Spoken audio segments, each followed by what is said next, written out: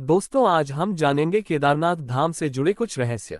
अनिरुद्ध जोशी जी लिखते हैं कि भारतीय राज्य उत्तराखंड में गिरिराज हिमालय की केदार नामक चोटी पर स्थित देश के 12 ज्योतिर्लिंगों में से एक सर्वोच्च केदारेश्वर ज्योतिर्लिंग का मंदिर। इस संपूर्ण क्षेत्र को केदारनाथ धाम के नाम से जाना जाता है। यह स्थान छोटा चार धाम में से एक है।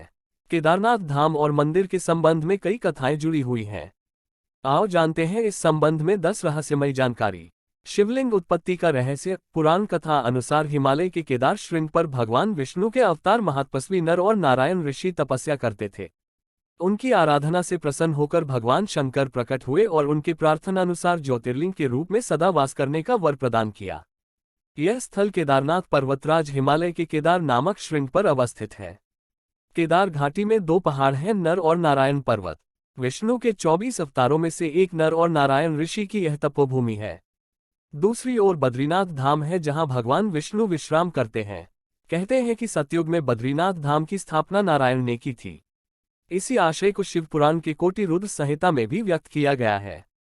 पांडव कथा। कहा जाता है जब पांडवों को स्वर्गप्रयाण के समय शिवजी ने भैंसे के स्वरूप में दर्शन दिए थे, जो बाद में धरती में समा गए, लेकिन पुनर्ता समाने से पूर्व भीम ने उनकी पूंछ पकड़ ली थी। जिस स्थान पर भीम ने इस कार्य को किया था उसे वर्तमान में केदारनाथ धाम के नाम से जाना जाता है, एवं जिस स्थान पर उनका मुख धरती से बाहर आया उसे पशुपतिनाथ नेपाल कहा जाता है। पुराणों में पंचकेदार की कथा नाम से इस कथा का विस्तार से उल्लेख मिलता है। केदारनाथ और पशुपतिनाथ मिलकर पूर्ण शिवलिंग बनता है। केदारनाथ मंदिर उत्तराखंड के रुद्रप्रयाग जिले में स्थित है। इसे अर्धज्योतिर्लिंग कहते हैं। नेपाल के पशुपतिनाथ मंदिर को मिलाकर यह पूर्ण होता है। यहाँ स्थित स्वयंभू शिवलिंग अति प्राचीन है। यहाँ के मंदिर का निर्माण जन्मेजय ने कराया था और जीर्णोद्धार आदि शंकराचार्य ने किया था। एक रेखा पर बने हैं केदारनाथ और रामेश्वरम मंदिर। केदारनाथ मंदिर को रामेश्वरम मंदिर की सीध में बना हुआ माना जाता है। उक्त दोनों मंदिरों के बीच में कालेश्वर तेलंगाना, श्रीकालाहस्ती मंदिर आंध्रा, एकम्बरेश्वर मंदिर तमिलनाडु, अरुणाचल मंदिर तमिलनाडु, तिलई नटराज मंदिर चिदम्बरम और रामेश्वरम तमिलनाडु आता है। ये शिवलिंग पंचभूतों का प्रतिनिधित्व करते हैं। 400 वर्ष तक बर्फ में दबा रहा मंदिर। वर्तमान में स्थित केदारेश्वर मंदिर के पीछे सर्वप्रथम पांडवों ने मंदिर बनवाया था, लेकिन वक्त के थपेड़ों की मार के चलते यह मंदिर लुप्त हो गया।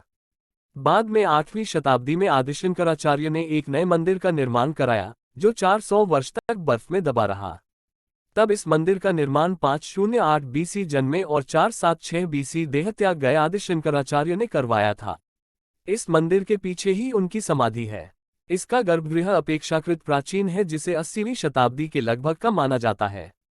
पहले 10वीं सदी में मालवा के राजा भोज द्वारा और फिर 13वीं सदी में मंदिर का जीर्णोद्धार किया गया।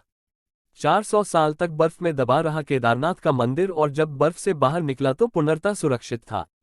देहरादून के वाडिया इंस्टीट्यूट के हिमालयन जियोलॉजिकल वैज्ञानिक विजय जोशी के अनुसार 13वीं से 17वीं शताब्दी तक यानी 400 साल तक एक छोटा हिमयुग आया था, जिसमें हिमालय का एक बड़ा क्षेत्र बर्फ के अंदर दब गया था।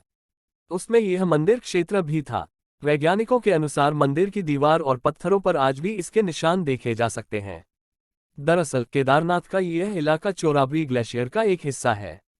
वैज्ञानिकों का कहना है कि ग्लेशियरों के लगातार पिघलते रहने और चट्टानों के खिसकते रहने से आगे भी इस तरह का जलप्रलय या अन्य प्राकृतिक आपदाएं जारी रहेंगी। 6 माह तक नहीं बुझता है दीपक। दीपावली महापर्व के दूसरे दिन के दिन शीत ऋतु में मंदिर के द्वार बंद कर दिए जाते हैं।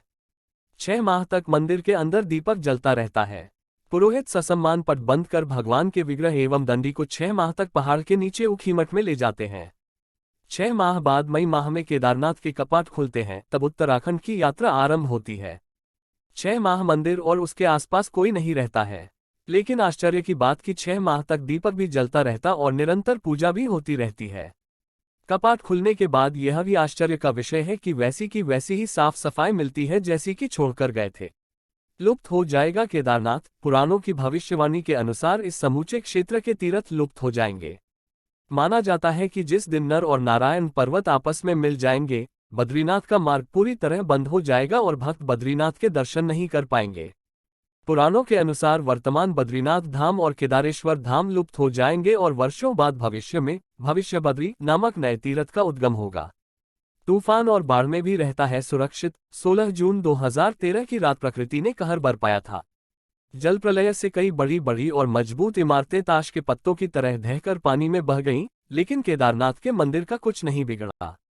आश्चर्य तो तब हुआ जब पीछे पहाड़ी से पानी के बहाव में लुढ़कती हुई विशालकाय चट्टान आई और अचानक वह मंदिर के पीछे ही रुक गई। उस चट्टान के रुकने से बाढ़ का जल दो भागों में विभक्त हो गया और मंदिर कहीं ज्यादा सुरक्षित हो गया। इस प्रलय में लगभग 10,000 लोगों की मौत हो गई थी। कैसे बना होगा यह मंदिर अभी भी रहस्य बरकरार। यह मंदिर कटवा पत्थरों के भूरे रंग के विशाल और मजबूत शिलाखंडों को जोड़कर बनाया गया है।